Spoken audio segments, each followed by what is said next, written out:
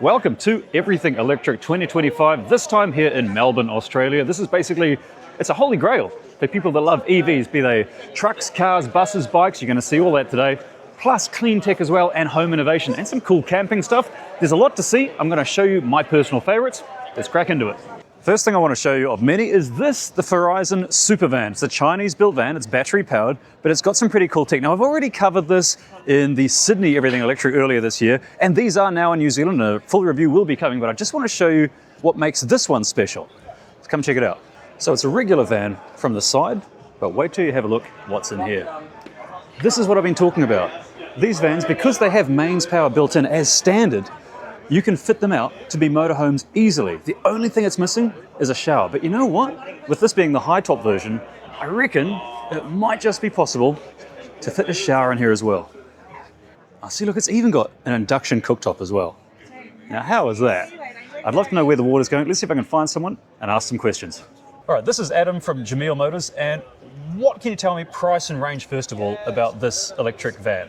The one you're looking at the moment is the long wheelbase high roof van. So at the moment we've got a drive away campaign 76,990 on this one here. From a pricing point of view, that's top line there, but from a vehicle point of view in terms of range, you've got an 83 kilowatt battery and about 319 kilometres. Okay.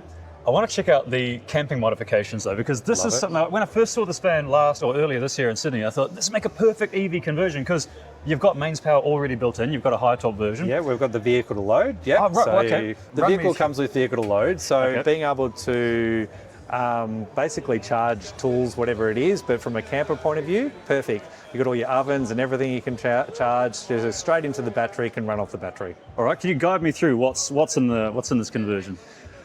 Haven't done a lot to do with the conversion, but I'm going to talk you through it anyway. So basically set up, and when we look at vans, we've built this for we're trying to show application for the van. Just putting a van on stage without anything in it can be a little bit boring. So application and solution selling for vans is the most important thing. The lifestyle segment of what we do is super important to us. So this one here, we took a plain van and we converted it locally. Everything here you'll see inside is a local conversion by a second stage manufacturer here.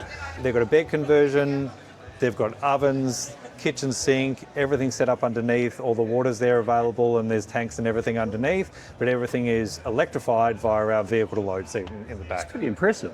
All right, well I can't wait to see this in New Zealand, on New Zealand roads. I know this van exists in New Zealand already, but I'm looking forward to seeing what it's like to actually spend a night in it. That'd be cool. Oh, so it's got a bed as well, right? It's got a bed, so if you come around and look at the back as well, let's have a quick cheeky look. You'll be able to see there's a seat there, and that'll slide out and fold down into a bed. Oh, so this forms a whole double bed? Yeah, it forms a whole double bed in the back. Okay, all right. Some good shelving.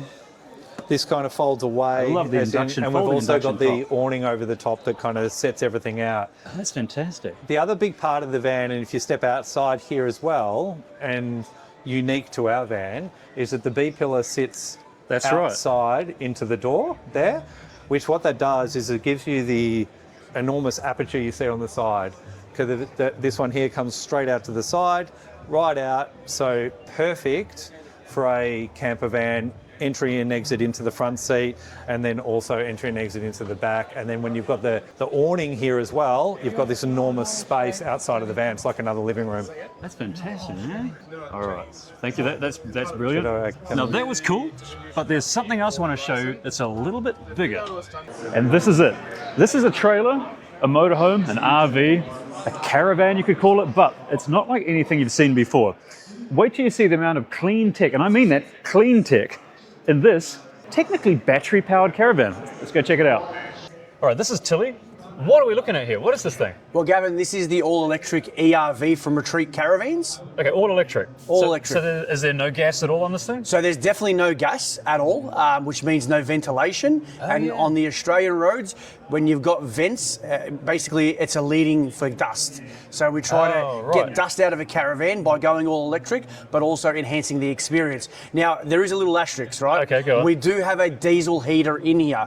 Like I was just telling one of the gentlemen, the Australian conditions, especially in the high country of Victoria or wherever you are, cold is cold. So the heating element in this caravan, there is a reverse cycle heater cooler combo, which works great.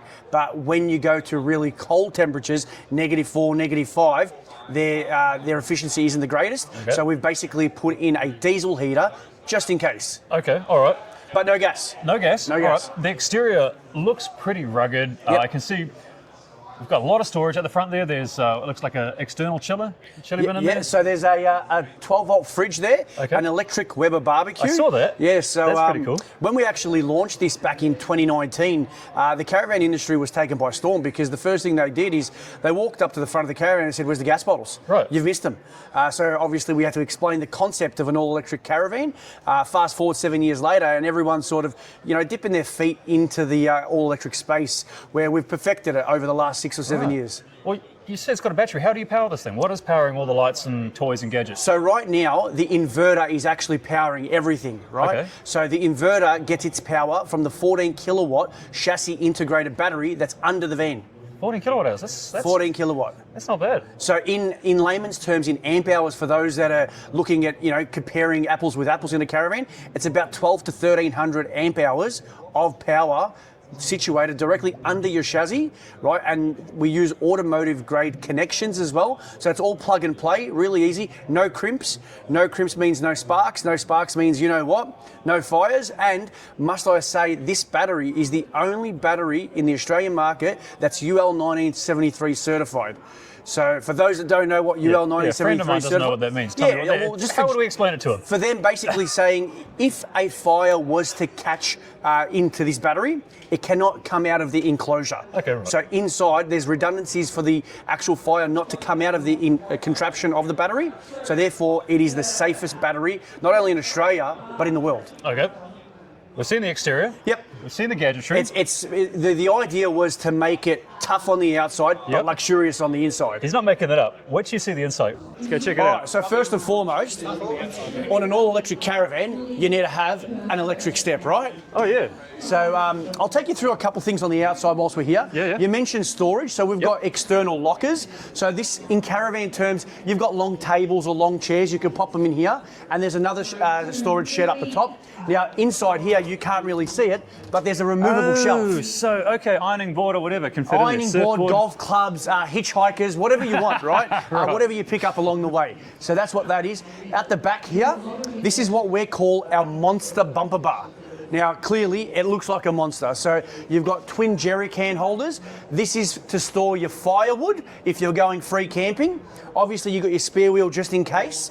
And then you've got an all the way through bumper bar boot that goes straight through for... With a caravan, you need things like your awning poles, your annex poles, your rafters, all that sort of stuff that can get tucked away in there, right? Brilliant. And then coming along, the suspension is actually a off-road independent suspension by Cruisemaster. So it's an airbag suspension as well. So as you can see here, we don't have the legs down, which is good. So if I want to raise the suspension, simply all I do is I push these up.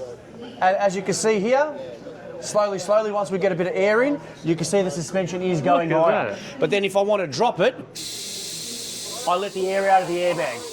That's fantastic. Right? So it's self-leveling as well. So if you do get to some corrugated spaces where it's uneven, that's going to help you out a fair bit. That's brilliant. And this is where you can put a television on the outside by hooking it into a little contraption that's right behind the coffee right there. And then you've got your power for your television through there. And you've got an awning as well. Okay. Cool. Yeah, the awning is standard on our caravan. All right. This is electric. Does it have any solar panels? The awning? Yeah. Not yet, no. On the top of the roof? There is definitely solar panels on top of the roof. On top of the roof, yeah, that's what I meant. There's 2 kilowatts of commercial grade solar panels on there. That's fantastic. So they're the type of panels that you may see on someone's house, not the normal marine style panels that are traditionally on caravans. And the awning does retract all the way out to here. I mentioned before, but when you're looking at a gasless caravan and you've got a barbecue there, people start to get a little bit confused on what's going on. But Weber actually brought out a model called the Pulse, and it is all electric as well. So simply put, you turn it on by plugging it into the power point here, and there's a digital dial that tells you how hot your barbecue is. And of course, you can't have a snag without a cold beer. So this portable slide-out fridge is easily connected to an Anderson plug that's in there. And then, yeah, when you come around to the front here, storage is everything. So in that toolbox, there's not much you can miss out on. Now, this caravan is made, simply put, to chase the sun.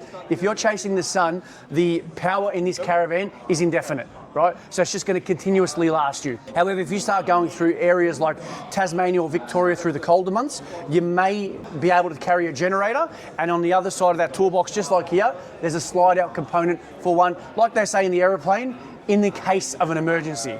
Right, so on the outside, we haven't missed anything. Come on and have a look on the inside. Alrighty. So this is exactly what's powering this ERV. There's a 14 kilowatt battery that's UL 1973 certified, and it looks exactly like this. Automotive grade connectors basically plug into there and there. This is your 5,000 watt inverter as well. So it's an inverter, solar regulator, 240 charger, all in one. Right, that's exactly what powers this caravan. Come on in and let's have a look at how luxurious it is. All right. All right. What people love is actually the portable induction cooking. So right now, we've got a cooktop there, but then you take it away, pop it away, and then you've got an abundance of bench Oh, look space. at that. Okay. Right? So that's the idea. Make it portable, make it friendly. Convection microwave oven underneath here as well to enhance the cooking experience. And then when you come through to the bedroom, you see how luxurious all the finishings are with the gold It's nicer taps, than my house, man. herringbone flooring as well, which is nice. Now, Gavin, you'll see up the top there the two air vents. That's the reverse cycle air conditioner heater. Gotcha. Right? And then there's one just underneath there as well. So that's air in and air out. So generally heat rises. So we've got the heater down the bottom and we've got the cooling up the top. Brilliant. Right? And in case you don't need to use that, you just want a little bit of air in there. You've got the fans on the side. Now you'll note there's no air conditioner on the roof. Reason why is we've maximised solar capacity on the roof. Gotcha. So it's nice and clean, and for tall people like me as well, you don't bump your head on anything. How tall is this set? This is 2 metres in height. Standard issue human male, 5'10". You can almost fit another one of me in there. It's a horrifying thought. Full leather upholstery as well on the lounge. It smelled like leather when I came in it's here. genuine leather, right? And the ensuite, I mean, go and have a look in there. Look at If your ego isn't really hurt too much, you could turn around and have a look at that good-looking rooster behind you. He's a liar and a fraud. All right, and then obviously we've got the Dubai gold everywhere, so we might as well have it in the shower too. Look at that. Now this fridge as well, Decent sized shower as well. 274 litres. So in a caravan, it doesn't sound like a lot, but in a caravan, right, it is huge. It is definitely the biggest fridge on the Australian market. That is a massive fridge for a caravan. All the appliances are from leading wow. brands like Dometic, Tetford, Swift, all of the leading products. And with storage, you know, as far as your pantry goes, you've got shelves there, you've got drawers there, more drawers there, and yeah, there's storage everywhere in this caravan, to be honest. Man, Available in many, many layouts as well. Right. Family vans, smaller vans, rear club lounge vans, so many. All you need to do is just jump on our website and have a look at what's available. obviously a bit of a change from caravanning in the 80s. So if anyone's interested in getting their hands on one of these, because I know I am, but I think it might be a bit above my pay grade, where can they go? Well, we've got a national dealership network. The best way to find us is on our website, retreatcaravans.com.au, and head to our dealer page and check out all the information on there. All right, thank you. You're welcome. More to come.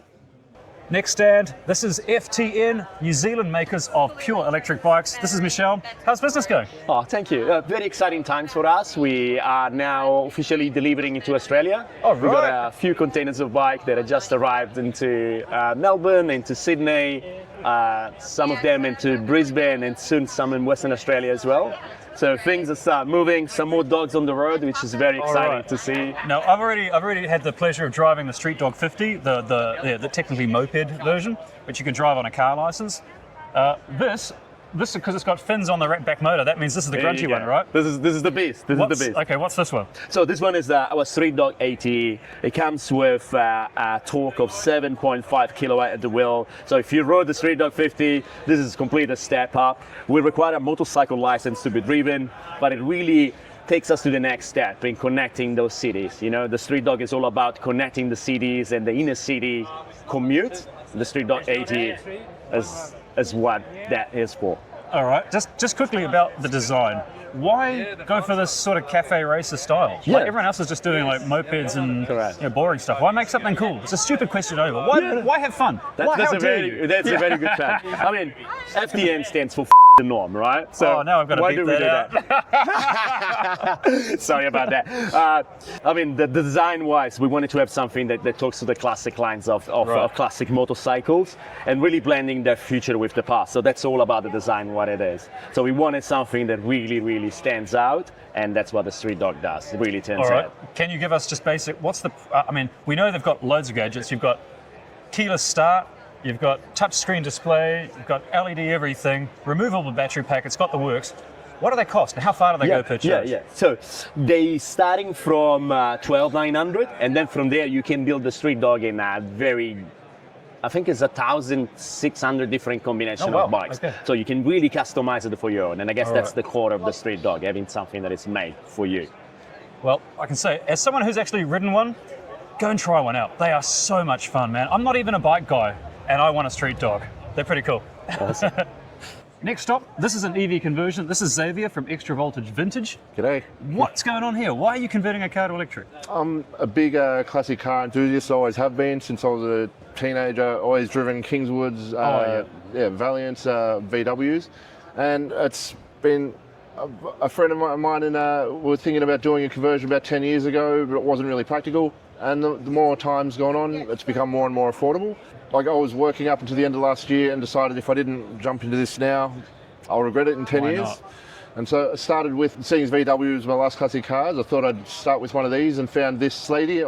She was in a very bad way when I found her, pretty rusted out, the engine was no good, and thought I'd just give it a go. And this is a result. I think she turned out pretty good. All right, okay. Take your time, just run me through.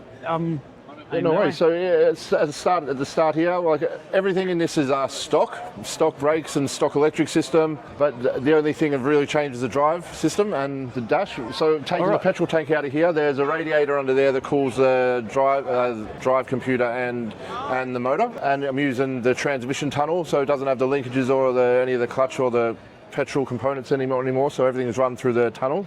As much as what's changed in interior, you can see the dashboard in there. That's I've got the original miles per hour dash run off the front wheels with a digital dash to come with the system, and running the original gearbox with the motor just directly connected. Okay, attached straight to the gearbox. What motor are you using down there? That's a 25 kilowatt Foshan Green motor, company motor. This is their proprietary motor controller kit that I'm using from China. It's just the first one, but the battery I think is designed to go behind the back seat of a Superbug. This car obviously doesn't have a back seat, so I'll put it in a drum for a bit of style. No, that's good. I like it. Yeah, 144 volt, 25 kilowatt hour I think battery.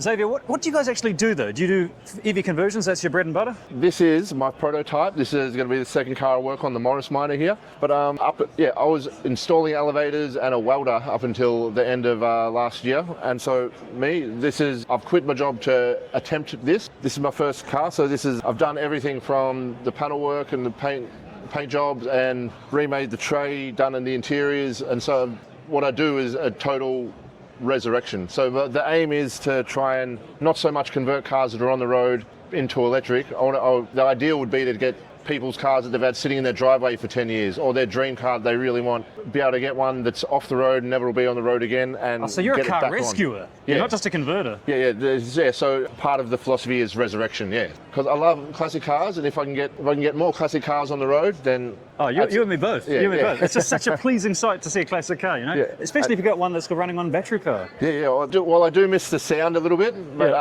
for me, not being a massive petrol head, the style is as important as the sound. Gotcha. Okay, so we've got another car here, Morris Minor. Tell us about 1951. This was actually bought for me by a relative to have a bit of a play around on. This, as of about 2 weeks ago, still had a Datsun 1200 engine in it. They put a 1200 in there? Yeah, it was crazy. Right. It was a pretty fast little car. So the setup that's in here at the moment is very similar to the setup on the Beetle. This was just a trial. I don't think I'll be using this system in this to finish it off. Yep. I'll try and get a an axle-driven, like the motor and axle setup on the rear axle here, and use this front area for battery space when it comes down to it. But this was just to get a feel about how this system would work in this car. And like so, this has. Once again, this is all still pretty stock. I think it's been engineered before my time to have front disc brakes. This one should stop a bit faster than the Beetle. Gotcha. All right. But I think most of that stuff will be in the back, like the inverter and the charging system and the drive unit will all be in the back, and just try and keep the front, reserve the front for battery system. All right. I'm struggling to get us both in shot because he is really tall and I'm just a standard issue human. My parents' fault. Oh yeah, blame his parents. Okay, so if people have a car that needs restoration, that needs rescuing, where can they go? You can check out our website at extravoltedvintage.com.au, or you can check us out on Instagram, extravoltedvintage. We're only just pretty new and pretty small company, we're just starting out. So if you're pretty unique name, you should be able to find it by a bit of a search. Well, here's hoping we see more classics on the road, but running on battery power. Oh, thank you very much. Sweet. Cheers. Well, here's something different. Check this out. The two sole electric police cars here in Victoria in Australia. First of all, we've got a Kia EV6. Now, unfortunately, there's no one here to tell me all the details on camera, so I'm just going to tell you what I've been told. And that is that there are only the two vehicles at the moment. They are supplied by a lease company, and they're still in trial at the moment. They're still trying to figure out how they work, whether or not they work in all areas. The dude I was speaking to says there's probably going to be like a mixed fleet. There's going to be some combustion, some electric, because, one size doesn't always fit all. But wait till you see the inside. How weird is it to not only see police livery on the side of a police car, an electric police car, but also check out the interior. Standard Kia EV6 with a few additions. Now, they've put this sign on here this morning because people keep getting in there and turning the sirens on.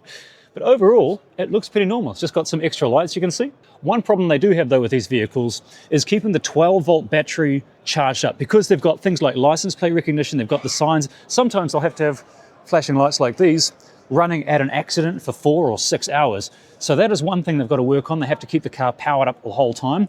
Wait till you see the next police car though. This is different. And here it is, Tesla Model X, the only one in police livery here in Victoria, Australia.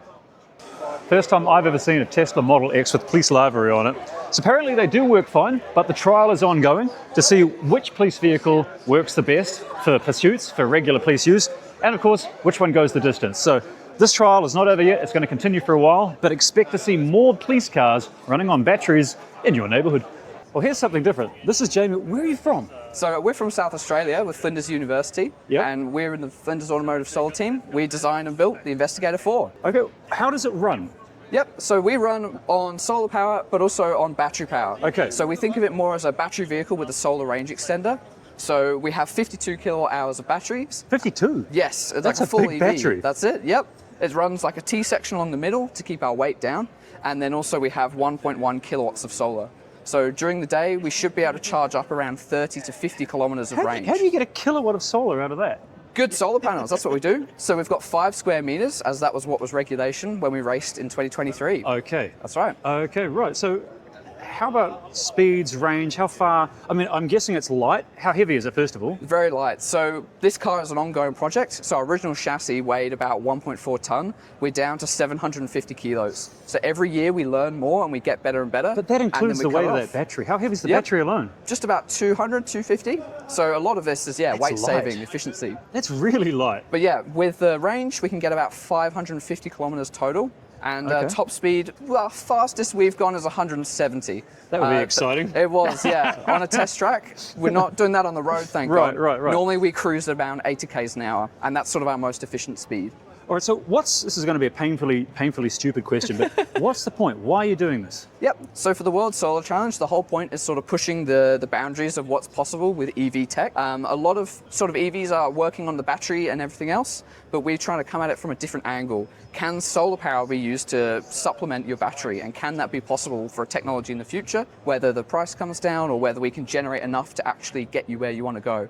And also, it's about energy independency. You know, if you don't have a charger nearby, or, you know, if you run out just short of a charger, being able to have the solar there as a backup is also another good way to sort of rely on it. Okay, can you show me the guts? Where's the brain power? Sure. So what we want to do is we circuitry. want to come around here, You got your little cockpit here where we've got all our buttons on the dash. Okay. There you go. So you can see here, we have our normal buttons. It's like a regular EV. And we've got our startup button, our emergency stop as required by the regulation. Okay. You see, I can see the T-shaped battery bank. That's the battery it. bank So down you there. can see we've got 4,300 individual cells in Wow. there. The 18650s, like the Oh, original yeah, yeah, Teslas. And they all come together to kind of collect our energy and store it for us. And then the real guts of the vehicle Okay. are around the back. All right, let's see it. So this serves double purpose. So during the challenge, we drive during the day. And then in the evening, we have to pull over and stop. But we still want to charge. So we lift up the back here and we can angle the solar panels towards the sun. No way. So that keeps it super efficient while we I've never stop. seen this. Do others do this? A few teams, but none as elegantly as this, if I'm being honest. So back here, we've got our motor, our controller, our coolant loops, and these are our maximum power point trackers. So they make sure that our solar cells are running wow. at most efficient as possible. And then you can see the back of the battery down there. And yeah, see most of the guts of our chassis here. It's a proper roll cage because you don't want to skimp out on safety. And then the students who work on this car end up building and chopping and changing most of the rest of it. Okay. So we actually get hands-on experience, designing and actually putting our experiments to test, basically. Whereas a lot of engineering classwork is very much in a classroom. We actually get that practical experience and kind of make those mistakes ourselves, but also get to see the triumphs and drive something that we actually built. Well, this can't have happened overnight. How long does it take you to engineer all of this and get it all to its right. current state? So yeah, so Must be years. this project has been running since 2017. Yeah, right, okay, And so this version of the vehicle, we normally do it between races. So from about 2020 to 2023 was this current iteration. So just 3 years. Where to from here? Where to from here? We're currently working on Investigator 5. So with the stuff we learned here, we've got loads of data. We know exactly what we need to do to improve. And we're designing a new car from scratch that should be much more efficient, should get us a lot further, and is using the state-of-the-art technology. It's not cheap, but we're going to try and do it. And that's sort of what makes this project fun. That is exciting. All right, I wish you all the best. Thank you very much.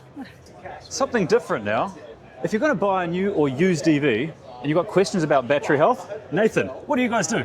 We provide tests and certificates around the battery health for a vehicle, and we cover all plug-in vehicles in New Zealand and Australia. Okay, so how does it work? How do you provide a certificate? Yeah, How do so- you test the battery? So this little device here connects to the diagnostic port of the vehicle and does about a 3-minute conversation with the vehicle, listens to what's going on, talks to the battery, and finds out what's been happening. We take about 25 bits of data, we send it via a SIM card back to Europe, correlate that information, and from that we receive a certificate. And within that certificate we will give you real-world battery health, we'll give you benchmarking versus the other vehicles that we've tested of a similar nature, and a whole bunch of other techie data to give you confidence in the vehicle that you're about to buy. So this is obviously primarily used EVs. It really is, yeah. Are you providing this to individual customers or to dealerships or both? So I'm the distributor in Australia and New Zealand for this product, and so we are providing this gear to dealerships, to auction houses. We've also got vehicle inspectors and other players within the marketplace who can then offer it to consumers. How does it work? Like, how does it determine, I'm guessing, the battery state of health, the percentage of state of health? How does it determine that? So it's a little bit like a blood test, right? So I could ask you how healthy you are, and you'd say Please don't. I'm the pillar of health. But if we took a little blood test, we'd get some results. So we can ask a car, and those folks who might be familiar with the likes of Leaf Spy would get the answer of the car is X% healthy. But that's asking the car what it thinks. What we do is take all that data and correlate it with thousands and thousands, literally hundreds of thousands of other tests we've done in the past to then work out how real that number is and do we need to modify that. And so we often find that our battery health experience for the real world usable battery is different to that of what the vehicle is telling us it is. In this particular case, there's a few points of difference, but several cars, many cars are many points away from what the vehicle is saying. And that's basically some vehicles use the buffer as part of their measurement for battery health, and others, the computer on board is just not clever enough to catch all the data to be able to keep up with it. Guesstimating. Exactly. I get it. It's like a guessometer on the dashboard. All right, well, I'm intrigued because I am going to be buying a used EV very soon. Stay tuned, that'll be on the video channel soon. How do I use the service? Who do I talk to? Yeah, so Test EV has a partner network across Australia and New Zealand. There we go. Yep. There you go. Aiming at that. And my company. And so you can go online and you can find a tester. So whereabouts are you? Let's say Auckland. No one knows where Tikawiti is. That's here right. in Melbourne. Yeah, so you're in Auckland. So one of our partners in Auckland, GVI, I know them. They have a device. They not only test their cars and certify the vehicles that are on sale there, but they will also provide you a service as well. So you can drive in there and you can have a chat with the team, Hayden and the team, and you can plug in and get your vehicle tested. And within about 5 or 10 minutes, you'll receive a certified battery health test of the vehicle that you're choosing to buy. Okay, I'm impressed. Okay, so nice work, GVI, by the way, and I may have to use your services very soon. That'd be great. We'd love to see how that experience goes and see what we can find. All right. Okay, so this is Robert Llewellyn, needs no introduction, the star of the show. Not the star of the show. So we're just going to wander through and I'm going to ask you some inane questions. So first of all, what show number is this? Are you losing count? Yes, but I think it's 23. It's 22 or 23. Okay. Yeah. What's the vibe of this show compared to like Sydney? I think it does feel different to Sydney. I'll tell you what, one thing that I really like is because this is often an agricultural display hall full of cows and sheep and horses. It's got a bit of a, I don't know if you notice, a bit of a tang. Every now and then you'll get a bit of, ooh. I thought that was, I was going to mention a car brand there, but I'll get in trouble for that. So I always thought it was just that brand. But yeah. That would be funny in my mind, but no, so that's definitely unusual. But I love it. I love the hall because it's light and it's daylight, which is really lovely. You're not enclosed in some weird sealed off thing. But I mean, it seems to have been, for a first show in a new city. Yeah, that's the thing. It's going to be, you know, there's always the terror that no one's going to turn up. Show up, right? And it's been amazing. Yeah, I mean, I've only just arrived today, but yesterday was really busy all day. Yeah, no, it was. It was. Seemed good. Yeah. Do you know about turnout yet? How does it compare? No, you won't know until... They probably do know. They also know, don't tell Robert anything. Okay, right. They'll say the wrong thing to the wrong person, or, you know, so I don't know. I genuinely don't know. Okay. I know that our Sydney show in March, one of those days was a record-breaking day for us. So really? We've never had that many on one day, but we've now just broken that record in Farnborough. So our most recent show in Farnborough. Right. It was actually more in one day, but not much more. I mean, Sydney was insane. Do you have a favourite venue? I know I'm going to make you choose your favourite child, really. Well, actually, bizarrely, one of the smallest ones we do, which is Harrogate in the north of England. Although people who live in the real north of England say that Harrogate's in the Midlands. Okay. That's such a piece of micro niche information. I don't know where these places are. Yeah, don't worry. But anyway, that one is a lovely venue, and it's kind of normally an agricultural show. Okay, it's got a beautiful hall and big outside stuff, and we've been there. We only went there twice, and we're going again next year. Which I don't know why that. It shouldn't be favourite because it's nothing. It's the smallest show we do. You know, it's one of the small ones, but it's a lovely atmosphere there. Any favourite items on display? Like, have you seen that motorhome down there, that trailer down the end there? It's rugged on the outside, but inside it's nicer than my house. Oh, there's a BMW conversion I covered yesterday. Yeah, there are some amazing conversions. Yes, I have seen that. Gorgeous, isn't it? Yeah. What about EV conversions that it definitely appeals, doesn't it? But I mean, I think what we've got here is our early adopter audience. So that's what's different in Sydney. So the first year we did in Sydney, it was an audience like this of people who maybe already got EVs, they've got solar, they're talking about getting an EV, they're going to have batteries in the home. You know, it's that crowd. Whereas what we had in Sydney this year was the general public who were going, oh, maybe we should get an electric car. Didn't know anything, weren't sort of conversing with it. I mean, most of the people here would know quite a lot, I think, about electric cars already. Yeah, I asked them at the library yesterday, anyone here got an EV? And half the hands went up. So I'm pretty sure they're converted, obviously. So that's what I think shifts as the word spreads, then you get more and more of the GP. I think we've ended up in the loudest part of the loudest part of the hall. They're now showing our episode of Zap Heap Challenge. Zap Heap Challenge. Yeah. Oh, so okay, for those that don't know, what is it? So it is. So Scrap Heap Challenge was a show I did for 10 years in the UK, which was an engineering challenge show. Yeah. So two teams would be pitted against each other to make a machine out of genuine garbage that they find out of scrap. And they were extraordinary. I mean, they were amazing engineers, and it had a really strong impact on the engineering world. Yeah. A lot of people went into engineering because they watched that as kids. That's like CSI Miami. Everyone started becoming a coroner, and then there was a glut. Too many coroners. So there's too many coroners. I think you can't have too many engineers in the world we live in. So we, you know, and the guy that really helped us relaunch it, Colin Furs, is an amazing engineer. You've seen his videos on YouTube. For sure. He's a So it was because, I'll tell you the little thing that happened. Go on. He was at our show. I interviewed him on stage. We mentioned Scrap Heap, got a big round of applause. And then afterwards, he had a very quick chat about Scrap Heap. And I said, we could do it, but we'd have to do it. And he went, oh, mate, it'd be great. And I said, look, don't say anything. Yeah. Because we've got to talk to the people who own the rights, and we've got to make sure we've got legal access to do it before we even talk about doing it. And he went, no, of course. About half an hour later, my phone starts ringing, which is the old producer of Scrap Heap. He said, well, all the cameramen and sound guys are ringing up, and engineer, people we work with, they're all saying we're going to make more Scrap Heap. What's going on? He's the last person to know. Look at Instagram. He's got 1.6 million followers on Instagram. There's a picture of the two of us. I was like, God, okay, we've got to make it happen now. More Scrap Heap. So anyway, but that in a way was a good thing. It did send a kind of alarm call through the system. Anyway, it eventually came about. We managed to fund it. We've made 2 episodes, kind of like pilots. Yeah. And they worked, which was really good fun. So we're showing, this is the first time it's ever been seen. Okay. This is the full first episode. But what's great here is quite a lot of the audience are a bit baffled because they'd never seen the original. Necessarily. Really? Is that what getting old feels like?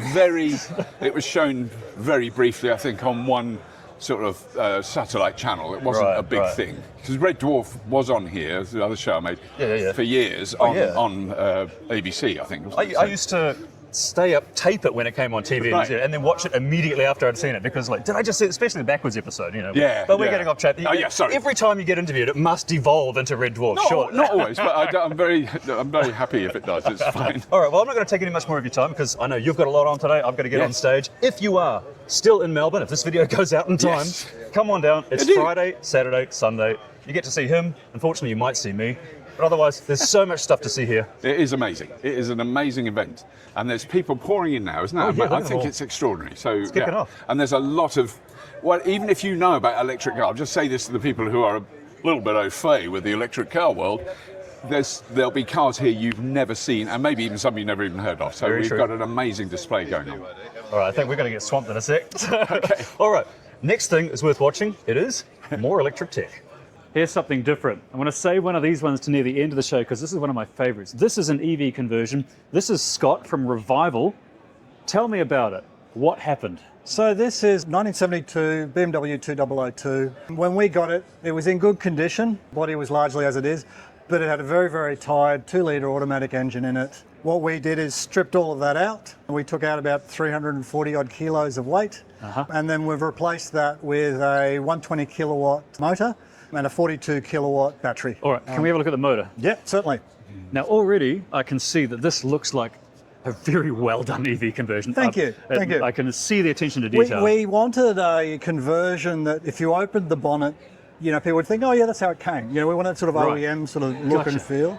But equally, we wanted a car that when you closed the bonnet and you looked at it, you'd think, oh, it's just a normal classic car. That's exactly what I'm doing with my conversion. Yeah, which is exactly what we wanted. So, there's a few little subtle clues like the EV logos on the things, the electromatic. It looks stock, Yeah, the interior was kept quite original looking. The gauges are actually all new. You see the gauges but they look like the original car. So that's your power gauge there, and I can see it's got a space there to go backwards for regen braking, right? Yes, so it's got regen in it, and we can dial that up and down based on different performance profiles. We actually have set up 3 different performance profiles. Is that the original radio? Is it not an EV question, but no. Is that one of those new ones that's actually got? No, this is actually even a step up from that. We actually can remove it. Are you serious? And then behind there is actually a reversing camera and sat-nav as well. Whose idea was that? So it was just part of the conversion. We wanted it to look like an original car. I've never, that's a decoy fake radio. It is. And so you take it to a car show and people think, oh, that's a pretty cool old car. And then you got some mod cods I might have to hidden in do there. that with mine. This little gauge here in the center, I'll turn the key on in a sec. It actually has a drive neutral reverse indicator, so you know what gear you're in. Yeah. And also tells you what performance mode you're in as well. You've got performance modes? Yes, we've got 3 different modes. Okay, so tell me about the performance of this car. You've already told me the motor power, right? How much? 120 kilowatt motor. So originally off the factory floor, 0 to 100 in this was about 18 seconds. Glacial. Okay. They did a few years later, they did a TII version and then a turbo version. Right. The turbo came in at about 12 seconds, 0 to 100. Better. This is about somewhere between 6 and 7 seconds. So it's not a drag strip racer. Oh, but people don't expect that from a... No. Because what is this got to be, a 45-year-old car, 50-year-old This is car? a 50-year-old, 55, 50-ish year-old That's car. fantastic, man. And then, so yeah, it goes really well, drives nicely, it's got the regen built in. It's a great, I love driving it as a daily driver. It's gorgeous, man. It's so gorgeous. This is it back when works really well. BMW, they had curves. Yes. And, it's just beautiful, man. We actually chose this car specifically because it's got broad appeal. People love it. Right. It's sporty. You can take it out on the weekend and drive it like crazy, but equally you can throw the kids in the back and take them to soccer on the weekend. So it's a practical car. Have you had any classic EV purists or classic BMW purists who are against the build? Look, it's a continuum, and you've probably experienced this as well. Oh, yeah. You have the people that will spit at your feet and walk away, and then you have the people that are more open to the idea. Yeah, I know the story. I've been surprised that actually more of the people in that latter category that they like the that's idea. Good. That's the I opposite was really to me. quite surprised because they can see, look, this was a tired 50-year-old car that was either not driven because it was hard to start, unreliable. But now you can take it out for an hour or two, or you can drive 250 kilometre range. Oh, 250 k's. You can drive it quite a distance. That's brilliant. Before you need to charge it. Runs a Type 2 charger. I see. Okay. So no rapid charging, just AC charging. Not yet. Okay. The charge port. Oh yeah. Oh, are you serious? Did you custom make that? Yes. Is that? Oh, sorry. It's held in by magnets. Is that 3D printed? Yeah. Oh, so there's got Type 2 port there. Yeah. Oh, that's fantastic. Look at that. Oh, I love it, man. So it's been architected, designed to support CCS2 fast charge. Okay. But at the time we didn't put it in because it was going to cost us an extra $5,000 at the time. Gotcha, right. So we have the ability to put it in, but haven't just yet. So is this car for sale, or is it? This one actually at the your moment showpiece? is not. Yeah, this is our business car. Okay, right. On wheels. So one thing I have to ask though, this is obviously a bespoke, high quality, beautiful conversion that includes a restoration as well. Yep. What would the average person with the average car in a ballpark expect to pay? 50, 60, 70 grand? So what we're quoting for a build like this, it's car plus about 100K. Okay. Yeah. So, and the reason we do that is because, restoration can be, massive, or if somebody comes in with a really good car, it can be really, really quite simple. This one we actually purchased. We didn't need to do too much restoration. It was in pretty good condition, and we wanted a conversion project, not a restoration project for this first one. Tell you what though, in terms of bang for buck, turning heads, you could buy a $200,000 Audi RS e-tron GT, or you could get this for half the price and turn more heads. Yeah, and this is part of the target demographic is people, cashed up inner city dwellers that could go out and buy, one of these flash cars sitting over here, but then be like everybody else in the block. Like everyone else. Whereas something like this is unique and it's bespoke, and so we definitely think there's a. You're preaching the converted here. Yeah, I know. The converted. Oh man, the conversion converted. The conversion converted. Yeah. Well, thank you so much for showing me this car. It's inspired me. I've got to get home and get back in the garage. I've got to finish my conversion now. Yes, you do. Something different. This is John from myenergi, and I want him to convince me to get a battery for my solar system. So, John, I've got a 9.7 kilowatt hour battery, a 9.7 kilowatt system, grid tied, no battery. Yep. This is a battery, right? This is a battery, yep. Okay. Why should I get one? Well, where's your solar going when you're done? Like when you're not using it, where's your solar go?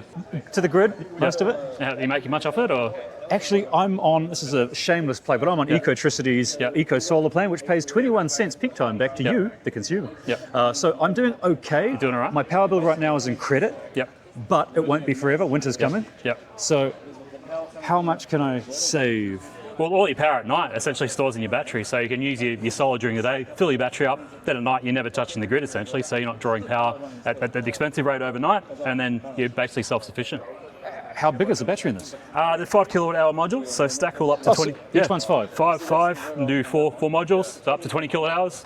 And see you through for a few days, depending on energy use. What does the average household need? Just to say family, mum and dad, 2 kids. Probably 10 would be enough, depending on your household, but yeah, sometimes to 20. That would run through the night? Yeah, easily. Yeah. Particularly if you've got plenty of solar during the day, you've got a pretty sizable system. And then when you add EV charging, hot water to the mix as well, you need to be able to intelligently manage those. So if you've got a smart EV charger and a smart solar diverter, you're actually giving your battery more capacity because you're not using the battery to send power to those loads as well. All right, now this is the part. Just keep this between you, me, and the internet. Yeah. How much does it cost? Don't know. I'll tell you next year when it arrives. So. Is this not in stock yet? It's landing in January. So yeah, it's been in the market in the UK and Europe for several years. Okay. It's coming to Australia and New Zealand early next year. Early next year? Well, that's only weeks away. Yeah, not far away. Yeah. You can get an order in now. You can't give me any information on price yet? Depends on your installer. We'll look after them, yeah. Okay, but everyone's telling me, priced. Yeah. Does it make sense long term? Oh, definitely, yeah. You're getting a lot of return on investment, and all the money you're not saving by drawing power from the grid is essentially money in the bank. So, okay, definitely it all just comes down to the initial cost. Yeah. Because everyone who's got solar wants a battery, obviously. Yeah. It's just the cost. Yeah. So stay tuned. It's hard to compare New Zealand and Australia because Australia's got a very different rebate system. So, exactly. Yeah. Now, New Zealand's rebate system, especially if you're with Ecotricity, nice plug, the rebate scheme with Ecotricity is excellent. Okay, I'm paid to say that, but it is true. All right. We don't know the pricing. It's all going to depend on that. Stay tuned. A few weeks. Keep an eye on myenergi. Yeah, we're coming. Saving the best for last. This is Tony. He's not the thing I'm showing off. It's this, the car, the 7 GT. Tell me about the 7 GT from Zeekr. Sure. This is the 7 GT. As you can see here, the nameplate. This vehicle actually is from China, which is a China product version. We are proactively investigating the opportunity here in Australia and New Zealand markets. So from the exterior, you see the vehicle. The design language actually is maintained the same with 7X, which we call the hidden energy design language. Okay, I can see the resemblance between the 7X and the 7 GT. So it's the same design language, also the latest design language we call the hidden energies. So you see this is a China version from front end, you see it still have a light coating here. Yeah, but when we officially introduce this in Australia and New Zealand, this need to be under the regulations. So it might not be happening, but we are investigating now. Okay. This is the same problem we had with the 7X, the Zeekr 7X, is that Australian silly rules means that you can't have fun with the front of the car. New Zealand rules, you can. We may get this in New Zealand with the cool light bar. Stay tuned. Okay. What about motor power? How fast does this very fast-looking car go? Oh, that's the question. That's the key for this one. This is a shooting brake, so the aerodynamic is so good on these vehicles. The high performance version for these vehicles, we can reach 2.95 seconds. 2.95 seconds, 0 to 100. From 0 to 100. Under 3 seconds. In this comfortable looking family car, and I sat in it earlier, it is comfortable. Can we sit in it? And yes. Here, I'll take the driver's seat because I'm a special boy. Oh, look at this, man. So you see the interiors. This vehicle's 7 GT, the profile, silhouette is shooting brake. Exterior looks so sports. So fantastic, standing outside. And if you sit in the interior, you can see it's also sport furnace from the color. You see black and red. Black and red. I love what Zeekr does with colors, man. Because I've grown up for the last 30 years, I've been driving boring gray interior cars. And now the Chinese have come along and given us some color again. It's fantastic. Yeah, it's like a red plus the black give you more sports furnace. Makes the vehicles look sporty, exterior, interior, but also drive sporty. As we just mentioned, acceleration, the performance version can reach 2.95 seconds. That's insane. And this is the shooting brake. The suspension is special tuned. So you see the vehicles looks like the 7X, but body style different. But actually, this vehicles, the suspension also being special tuned. It's driving more like shooting brake. Okay, right. Yeah. Now I'm going to move my seat forward a little bit. Now, one design flaw I've noticed with this vehicle already, which could endanger its occupants, you put the steering wheel on the wrong side. Yes. Yeah. That could be complicated for New Zealand customers and Australian customers.